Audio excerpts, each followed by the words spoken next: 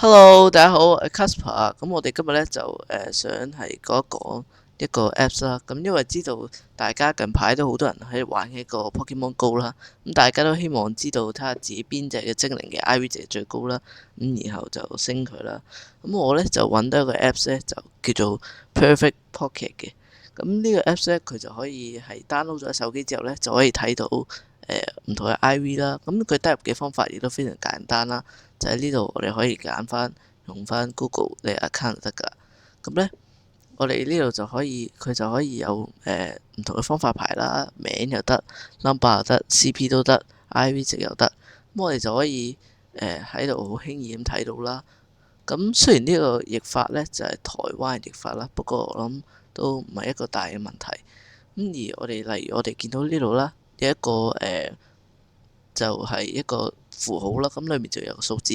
呢度一咧就代表你嗰隻怪咧喺你同樣怪入邊咧，佢係排第幾？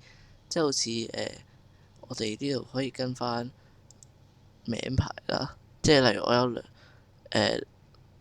我哋可以碌落去望一望。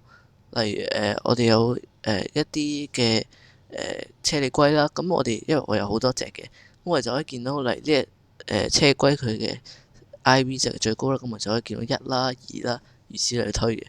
咁我哋可以好輕鬆咁睇到佢嘅攻擊啦、防禦啦，同埋佢哋嘅技能啦，仲有 CP 值同埋HP 嘅。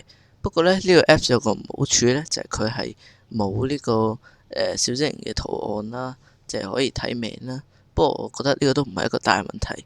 另外咧，就係佢會有啲廣告啦，不過呢個廣告都係佔好少個位。所以我都覺得係應該係對大家冇問題嘅。咁今次咧就介紹到呢度啦。咁如果中意我嘅影片咧，就記得俾 like 同埋訂閱啦。咁我哋下條片再見啦，拜拜。